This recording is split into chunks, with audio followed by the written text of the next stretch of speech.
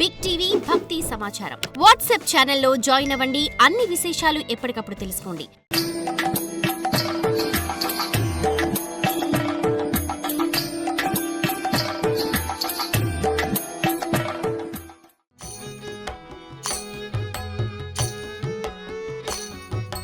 బహువిధ వ్యాప్తితో సాగరే సంగతం. బహువిధ వ్యాప్తితో సాగరే సంగతం.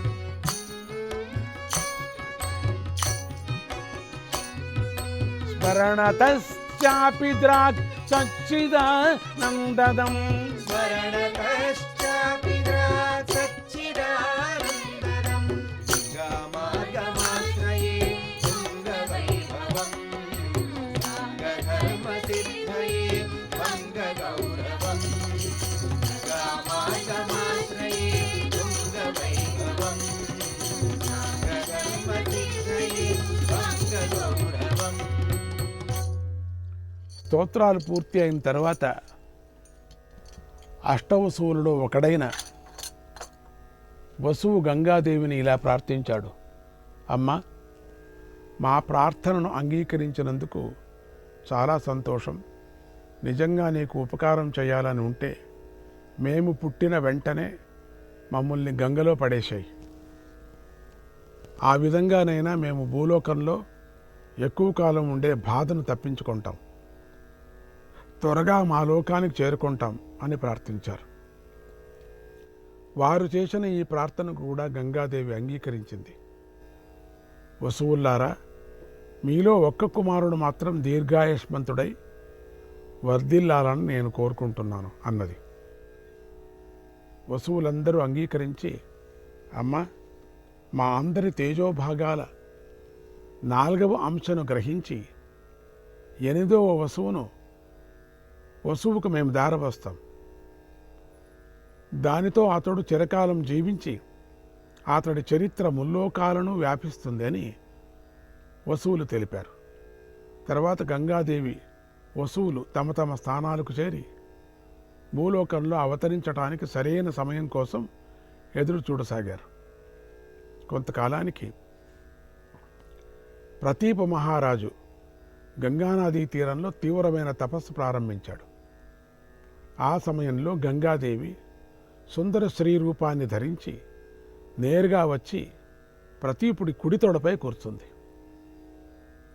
ప్రతీపుడు ధ్యానం చాలించి గంగాదేవిని నువ్వెవరు అనే ప్రశ్నించాడు. అందుకు గంగ, నేను జాన్హు మహర్షి కూతుర్ని.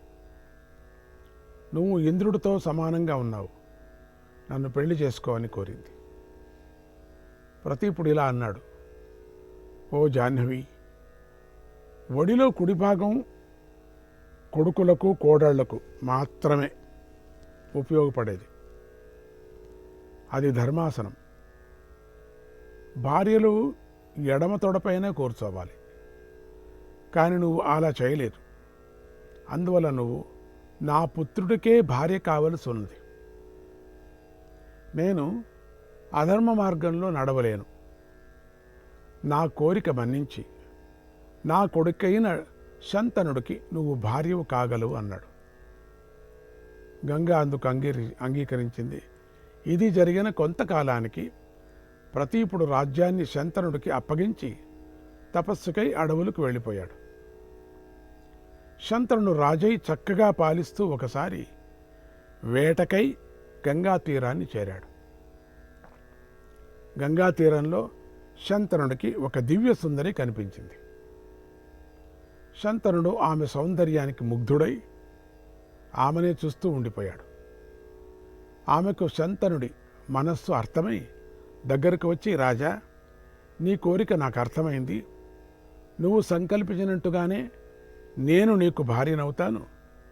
అయితే నేనేది చేసినా నువ్వు వారించకూడదు.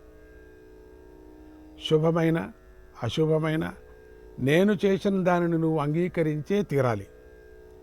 కఠినమైన మాటలాడి నన్నెప్పుడూ నొప్పించరాదు. ఈ విషయాలన్నీ వ్యతిరేకంగా నడుచుకుంటే అకస్మాత్తు మరుక్షణంలోనే నిన్ను వదిలి వెళ్ళిపోతాను అని చెప్పింది. శంతనుడు గంగా చెప్పినటువంటి అన్ని మాటలకు సరేనన్నాడు. షరతులన్నిటికీ ఒప్పుకున్నాడు, అన్ని షరతులు కాని. వెంటనే వారికి వివాహం జరిగింది. కాలం ఆగదు కదా, సంవత్సరాలు క్షణాల్లాగా గడిచిపోయాయి. గంగాదేవికి 7 పుత్రులు పుట్టారు. పుట్టగానే గంగ ఆ పసికందుల్ని తీసుకువెళ్ళి గంగలో నదిలో పడేసింది. పైగా, ఓ రాజా, మీకు మంచి జరగాలనే నేను ఇలా చేస్తున్నాను అని చెప్పింది. చంద్రుడు ఏమైనా అంటే విడిచి వెళ్ళిపోతుందేమో అని భయంతో ఏమీ మాట్లాడలేక లోపలే కుమిలి కృషించిపోయాడు. తర్వాత కొంతకాలానికి 8వ కొడుకు పుట్టాడు. గంగాదేవి ఆ పిల్లవాడిని తీసుకొని గంగ వైపు అడుగులు వేయసాగింది. గంగలో పడేయబోయింది. ఆ దృశ్యాన్ని చూసి శంతనుడు సహించలేకపోయాడు. ఆమెకు అడ్డం పడి, అసలు నువ్వెవరివి? ఎందుకింత ఘోరాలు చేస్తున్నావు? ఎవరి కోసం చేస్తున్నావు? పుట్టిన 7 పసిపిల్లలను గంగపాలు చేశావు. ఇప్పుడు ఏ పాపము తెలియనటువంటి ఈ పసిగుడ్డును కూడా చంపాలని చూస్తున్నావు. చంపడానికి నీకు మనస్సేలా వచ్చింది అని చాలా కోపంగా మాట్లాడాడు. ఆమె ఏమీ చెక్క చెదరకుండా నవ్వుతూ ఇలా అంది, ఓ మహారాజా, నేను మీ మాటను జవదాటి ఎప్పుడు ఈ పిల్లవాడిని చంపాలనుకోవటం లేదు. ఇప్పుడు నేను చంపాలనుకోలేదు. ఈ రోజు నుంచి మీరు మంచి పుత్రులను కన్నవారిలో మొదటి వారవుతారు. ఇక నా సంగతికి వస్తే, మన ఒప్పంద ప్రకారం నాకు మీ సన్నిధిలో ఉండే కాలం పూర్తి అయిపోయింది. మీరు మన నియమాన్ని ఉల్లంఘించి నా వివరాలు అడిగారు కదా, చెబుతున్నాను వినండి. నేను జాహ్నవీదేవిని, మహామునింద్రులు నిత్యము సేవించే గంగాదేవిని. నేను సామాన్యురాలిని కాదు. ఒక దేవకార్యార్థమే కొంతకాలం నీతో కలిసి ఉండవలసి వచ్చింది. ఇది ఒక దేవుడి కార్యం కోసం. ఈ క్షణంతో మన సాంగత్యం పూర్తి అయిపోయింది. వశిష్ఠ మహర్షి శాపం వల్ల అష్టవసువులు భూలోకంలో జన్మించవలసి వచ్చింది. ఈ లోకంలో నీకు తప్ప వేరెవరికి వసువులకు తండ్రి కాగల అర్హత లేదు. నీకు అయింది. నీ యోగం నువ్వు. నీ పూర్వం జ్ఞాపకం చేసుకో, వైకుంఠానికే వెళ్ళేవాడివి అనే విధంగా ఇప్పుడు చెప్పదు, మనం అది జ్ఞాపకం చేసుకుందాం. తల్లి అయ్యేటువంటి మహత్వం నాకు తప్ప మరెవరికీ లేదు. వసువులకి తల్లి అయ్యే యోగం నాకు నీకే దక్కింది, ఆ పిల్లలకి. అందువల్ల నేను ఈ శ్రీరూపాన్ని ధరించి వచ్చాను. వసువులకు తండ్రివైన నీకు అక్షయ పుణ్యలోకాలు కలుగుతాయి. వసువుల కోరిక మేరకే నేను ఇన్ని రోజులు వారిని గంగలో పడేస్తూ వచ్చాను. వాళ్ళు కోరుకున్నారు కాబట్టి చేశా. చివరి కొడుకు మాత్రం దీర్ఘాయుష్మంతుడు కావాలని కోరుకున్నాను. ఇది నేను కోరుకున్నా. వాడే ఈ పిల్లవాడు. వసువులకు శాప విమోచనం కలిగింది. మీకు ఇక అంతా మంచే జరుగుతుంది. నేను ఇక దేవలోకానికి వెళ్ళిపోతున్నాను. ఈ పిల్లవాడికి కొంత వయస్సు వచ్చే వరకు నా దగ్గరే పెరుగుతాడు అని శంతనుడు నచ్చజెప్పి పిల్లవాడిని తీసుకొని వెళ్ళిపోయింది. తర్వాత గంగామాత ఆ పిల్లవాడికి దేవవ్రతుడని నామకరణం చేసింది. ఇది భీష్ముడి అసలు పేరు. గంగ పుత్రుడు అవ్వటం వల్ల గాంగేయుడు అని, శంతన కుమారుడు అవ్వటం వల్ల శాంతనుడు అని కూడా భీష్ముడి పేర్లు వచ్చాయి. గంగాదేవి దేవపుత్రుణ్ణి విద్యాభ్యాసానికై వశిష్ఠ మహర్షి దగ్గర చేర్చింది. దేవవ్రతుడు ఆయన వద్ద చతుర్వేదాలను అధ్యయనం చేశాడు. విద్య పూర్తి అయిన తర్వాత వశిష్ఠుడు భీష్ముడిని బృహస్పతితోనూ శుక్రాచార్యుడితోనూ సమానుణ్ణి అయ్యావని ఆశీర్వదించాడు. అంత గొప్పవాడయ్యావు భీష్ముడా అని భీష్ముడికి ఆశీర్వదించాడు. తర్వాత దేవవ్రతుడు, అంటే ఆ భీష్ముడు కాలేదు అప్పుడు, దేవవ్రతుడు. ఈ దేవవ్రతుడు పరశురాముడి వద్ద పూర్తి ధనుర్వేదాన్ని అభ్యసించాడు. ఒకవైపు ధనుర్వేదంలో నైపుణ్యాన్ని సంపాదిస్తూ గంగాదేవి వద్ద భక్తితత్వాలను తెలుసుకున్నాడు. ఆత్మజ్ఞానంలో సనకాది మహర్షులతో సమానుడు అయ్యాడు. ఇటు గంగా వియోగ దుఃఖంతో రాజ్యం చేరిన శంతనుడు రాజ్యకార్యాన్ని చక్కగా నిర్వహించాడు. చతుస్సాగర పర్యంతమైన భూమిని జయించి చక్రవర్తి అయ్యాడు. ఒకనాడు శంతనుడు వేటాడుతూ గంగా తీరాన్ని చేరాడు. ఆయనకు తన వియోగ దుఃఖంతో గంగానది చిక్కిపోయినట్లుగా కనిపించింది. దుఃఖిస్తూ ముందుకు సాగాడు. కొంత దూరం పోయేసరికి ముద్దులొలికే ఒక పిల్లవాడు నూనుగు మీసాలతో, చిన్న చిన్న మీసాలతో కనిపించాడు. ఆ పిల్లవాడు ధనుర్వేదాన్ని అభ్యాసం చేస్తూ బాణాలతో ప్రవాహ మధ్యలో వంతెన కడుతూ కనిపించాడు. ప్రవాహానికి వంతెన. శంతనుడికి ఆ పిల్లవాడిని చూడగానే ఏదో తెలియని ఆత్మీయత ఏర్పడింది. పుట్టినప్పుడే తప్ప తరువాత చూడలేదు. ఆ పిల్లవాడిని పోల్చుకోలేకపోయాడు ఎవరు ఏమిటి అని. అంతలోనే దివ్యాలంకారాలను ధరించినటువంటి ఒక స్త్రీ ఆ పిల్లవాడి చేయి పట్టుకొని శంతనుడి దగ్గరకు వచ్చింది. ఆమె గంగాదేవి అని శంతనుడు గుర్తించాడు. గంగా చెప్తున్నది ఆ పిల్లవాడిని గురించి చెప్తూ అతడి బుద్ధి కుశలతను గురించి చాలా చెప్పి ఇక నుంచి ఈ పిల్లవాడిని మీరే సంరక్షించుకోవాలని ఆ పిల్లవాడిని శంతనుడికి అప్పగించింది. శంతనుడు దేవవ్రతుడని రాజ్యానికి పిలుచుకొని వచ్చి కొంతకాలానికి ఒక శుభముహూర్తంలో మహావైభవంగా యువరాజు పట్టాభిషేకం చేశాడు. అనంతరం 4 సంవత్సరాలు గడిచిన తరువాత శంతనుడు వేటకై యమునా తీరంలో సంచరిస్తూ ఉండగా అపూర్వమైన సుగంధ పరిమళం ఆ చుట్టుపక్కల కమ్ముకొంది. ఆహా, ఎంత అద్భుతమైన వాసన! అదే మహాభారతం పుట్టడానికి వాసన. ఆహా, ఎంత అద్భుతమైన వాసన! ఎక్కడి నుంచి వస్తుందా అని అటూ ఇటూ చూడగా శంతనుడికి పడవ నడుపుతూ ఒక సుందర స్త్రీ కనిపించింది. ఆమె వద్ద నుండే ఈ సుగంధం వస్తుందని తెలుసుకున్న శంతనుడు ఆమెను సమీపించి, ఓ సుందరి, నువ్వెవరు? నీ తండ్రి ఎవరు? నువ్వు ఎంతో సుకుమారివి. నువ్వు ఇలా కాదు, ఎవరు కానీ అడగచ్చు, కానీ ఈ వాసన ఏమిటని అడుగుతున్నాడే, ఏం చేసేది? వాసన చాలా ముఖ్యమైనది ఆయనకి. ఓ పోన్లేండి. నువ్వు ఇలా పడవ నడుపుతూ ఉంటే నా మనస్సు తరుక్కుపోతుంది. ఇప్పుడిప్పుడే చూసింది, అప్పుడే తొరుకుపోయింది. ఈయనకి అప్పుడే చూశాడు, అప్పుడే తరుక్కుపోయింది. ఏదో కొన్ని గంట సేపు అయినా చూసిందంటే ఏదో తరకపోతుందంటే అనుకోవచ్చు. చూస్తూ ఉండగానే ఏదో అయ్యో నువ్వు పడవ నడుపుతున్నావు, తరుక్కుపోతుంది నా మనసు అనేశాడు. కొంచెం నీ గురించి చెప్పు అని అడిగాడు. నువ్వు ఇలా పడవ నడుపుతూ ఉంటే నా మనస్సు తరుక్కుపోతుంది.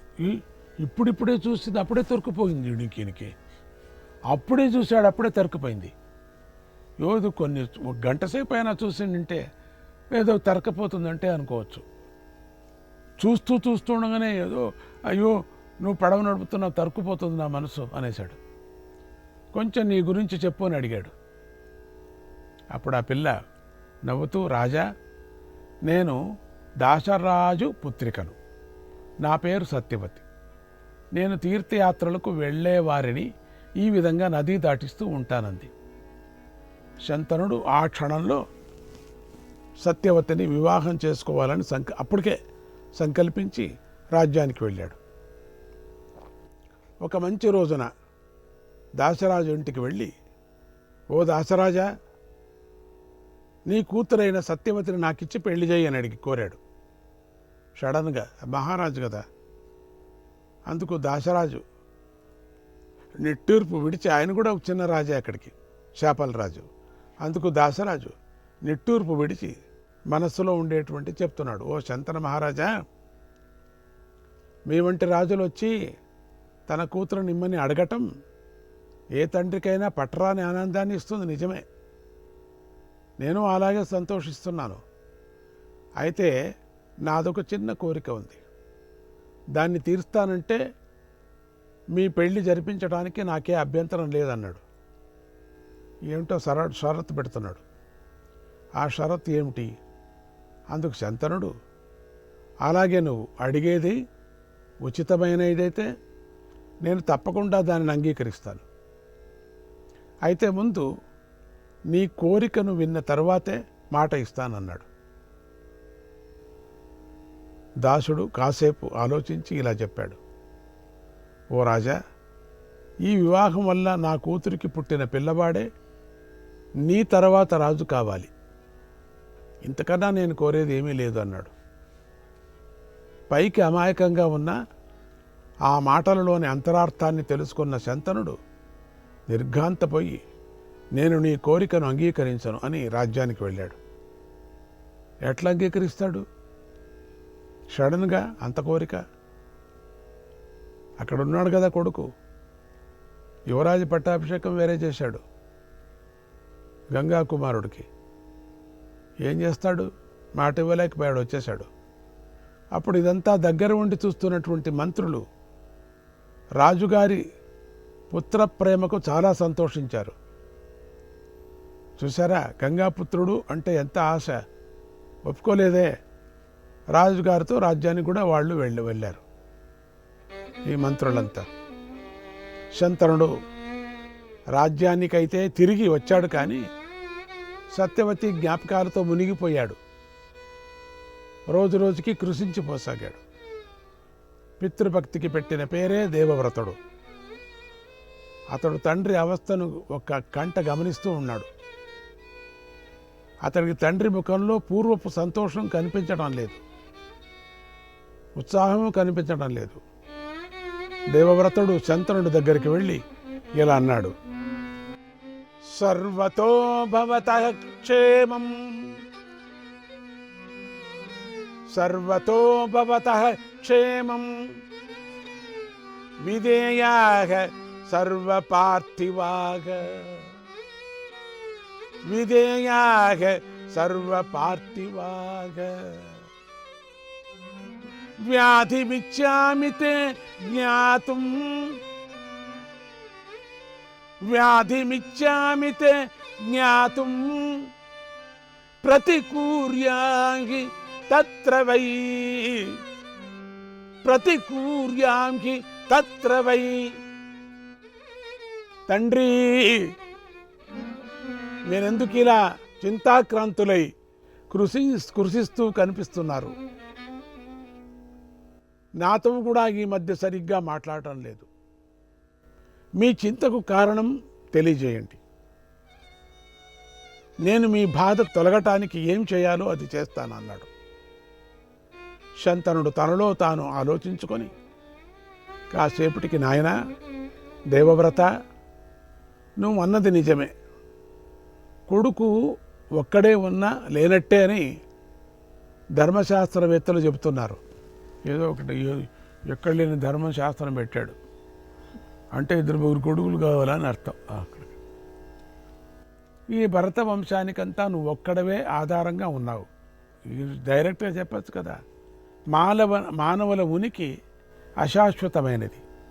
ఓహో, ఒక్కడివే అయినా నువ్వు నాకు 100 మందితో సమానమయ్యా అని పొగుడుతున్నాడో దుఃఖిస్తున్నాడో లేక పీటిక వేస్తున్నాడో తెలియటం లేదు. అయితే నువ్వు శస్త్రాస్త్రాలతో అరితేరిన వాడివి. నువ్వు నిత్యము శత్రువులపై యుద్ధం చేయాలని ఉవ్విళ్ళూరుతూ ఉంటావు.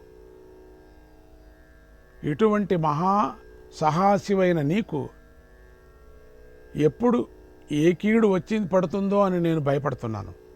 అంతేగాని వ్యర్థంగా వివాహం చేసుకోవాలని నేను ఎప్పుడు అనుకోలేదు. నీకేదైనా జరిగితే ఈ భరత వంశం విచ్ఛిన్నమైపోతుందనేటువంటి బాధపడుతున్నాను. ఇదే నా మనస్తాపానికి కారణం అన్నాడు. అంటే నువ్వు పెళ్లి చేసుకో అని అర్థం అని అన్నాడు శంతనుడు.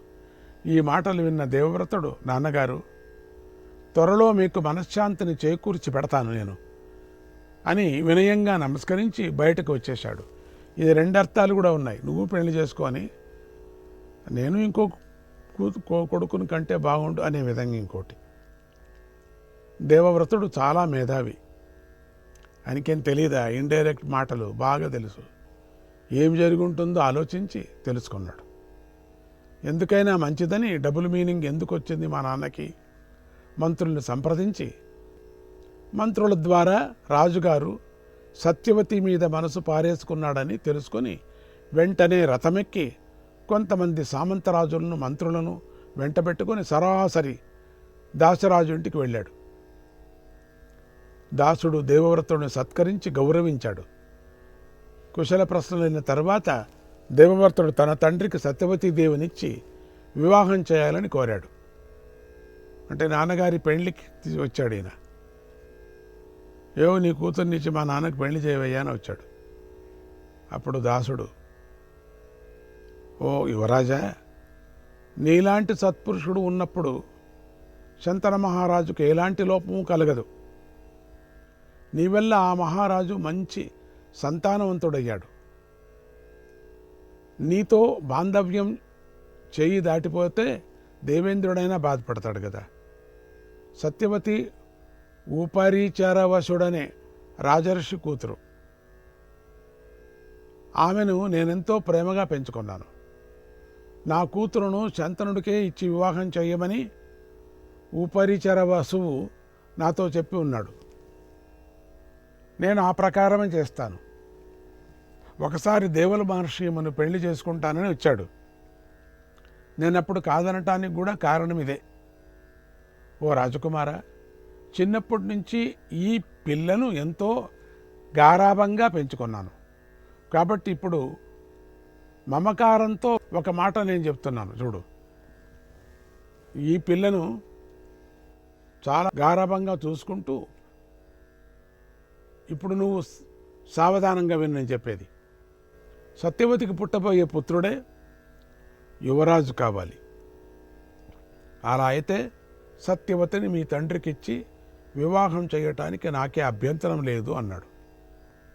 ఆ మాట విని ధర్మజ్ఞుడైన దేవవ్రతుడు గంభీర స్వరంతో, ఓ దాశరాజా, మంత్రి సామంతులారా, అందుకే వాళ్ళందరినీ ఇంటబెట్టుకొచ్చాడు.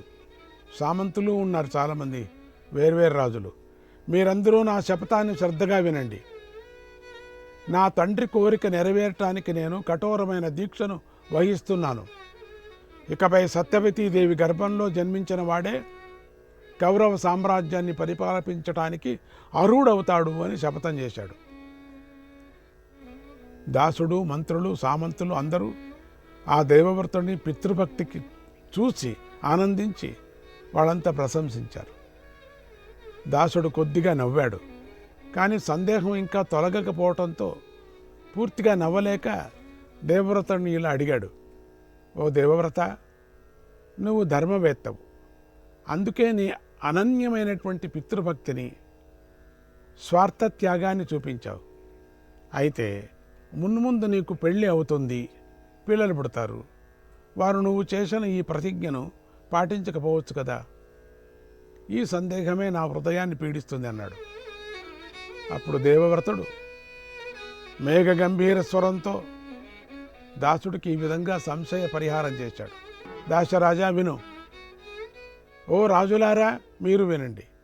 పంచభూతాల్లారా, సూర్యచంద్రులారా, మీరు కూడా వినండి. రాజ్యం తావత్ పూర్వమేవ మయా త్యక్తం నరాధిపాః. రాజ్యాన్ని నేను ఇదివరకే విడిచిపెట్టేశాను. అద్య ప్రభృతి మేదాశ బ్రహ్మచర్యం భవిష్యతి. రాజ్యాన్ని విడిచిపెట్టిన నేను నా సంతాన విషయంలో ఒక నిరంతర నియమాన్ని అవలంబించబోతున్నాను. ఇక నేను ఈ క్షణం నుంచి ఆజన్మాంతం వరకు కూడా బ్రహ్మచర్యాన్ని వహిస్తాను. అపుత్రస్యాపి మే లోక భవిష్యతి అక్షయాదివి. పుత్రులు లేని వారికి అక్షయ పుణ్యలోకాలు లభించవని సంశయిస్తారేమో. పిల్లలు లేకపోయినా నాకు అక్షయ పుణ్యలోకాలు సిద్ధిస్తాయి నాకు తెలుసు. ఈ నా సత్య ప్రతిజ్ఞను ఇక తిరుగులేదు. సత్య ప్రతిజ్ఞకు ఇకనైనా మా తండ్రి గారి కోరిక నెరవేరుతుందని భావిస్తున్నాను అని భీష్ముడు ప్రతిజ్ఞ చేశాడు. ఆ పూర్వ పితృభక్తికి సంతోషించిన దేవతలు, దివ్యపురుషులు, అప్సరసలు అంతరిక్షం నుండి దేవవ్రతుడిపై పుష్పవృష్టి కురిపించారు. అభ్యవర్షంత కుసుమైః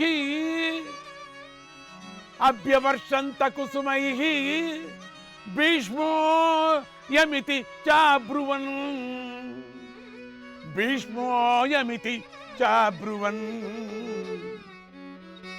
అని పుష్పవృష్టి కురిపించిన దేవతలు దేవవ్రతుడి అనన్య సాధనమైన ఈ భీషణ ప్రతిజ్ఞకు సంతోషించి ఈనాటి నుండి ఈ దేవవ్రతుడు భీష్ముడని పిలువబడతాడని పలికారు. దాశరథ భీష్ముడి ప్రతిజ్ఞకు చాలా సంతోషించి సత్యవతిని శంతనుడికి ఇవ్వటానికి అంగీకరించాడు. భీష్ముడు ఆమె దగ్గరికి వెళ్ళి వినయంగా చేతులు జోడించి, తల్లి, ఇక నీ వల్లే మా కౌరవ వంశం వృద్ధి చెందుతుంది. తల్లి, రథమెక్కు తల్లి, అమ్మ చిన్నమ్మ తల్లి, హస్తినాపురానికి వెళదాము తల్లి, రాండి. సత్యవతీదేవిని తీసుకొని భీష్ముడు హస్తినాపురానికి చేరాడు. భీష్ముడు చేరిన భీషణ ప్రతిజ్ఞను విని పురప్రజలకు భీష్ముడిని ఎలా మెచ్చుకోవాలో తెలియలేదు. భీష్ముడు తండ్రి దగ్గరికి వెళ్ళి జరిగినదంతా చెప్పాడు. శంతన మహారాజు భీష్ముడి ప్రగాఢమైన పితృభక్తికి సంతోషించి దగ్గరకు తీసుకొని ముద్దాడి, భీష్మ, నీ కఠోర నియమాన్ని విని చాలా సంతోషించాను. నీకు స్వచ్ఛంద మరణాన్ని అనుగ్రహిస్తున్నాను. దీనితో నీ అనుమతి లేకుండా మృత్యుదేవత కూడా నీ దగ్గరకు రాలేదు. నువ్వు కోరుకున్నప్పుడు శరీరాన్ని విడిచిపెట్టవచ్చు అని వరాన్ని ఇచ్చాడు. ఎందుకంటే ఆయన కూడా చాలా పెద్ద తపస్వి కదా. భీష్ముడు ఆ వరానికి ఎంతో ఆనందించి తండ్రికి నమస్కరించాడు. తర్వాత సత్యవతి శంతనుల వివాహం జరిగింది. మహాభక్తుడైన భీష్ముడు ఈ విధంగా ఎన్నో సంవత్సరాలు సాధన చేసి మహాయోగులు సంపాదించే బ్రహ్మచర్యాన్ని ఒక మాటతో సిద్ధి చేసుకున్నాడు. ఓం నమో నారాయణాయ, ఓం నమో నారాయణాయ.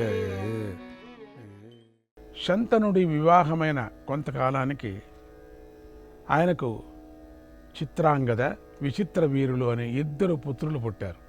యువకులు కాకముందే శంతనుడు దేహాన్ని చాలించాడు.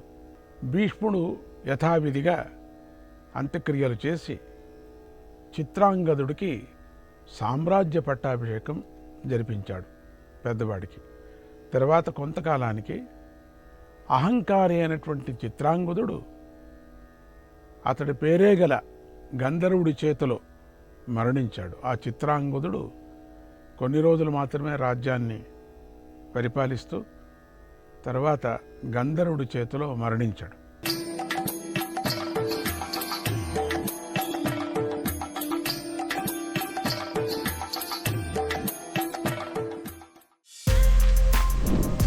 For more videos like this, subscribe Big TV channel.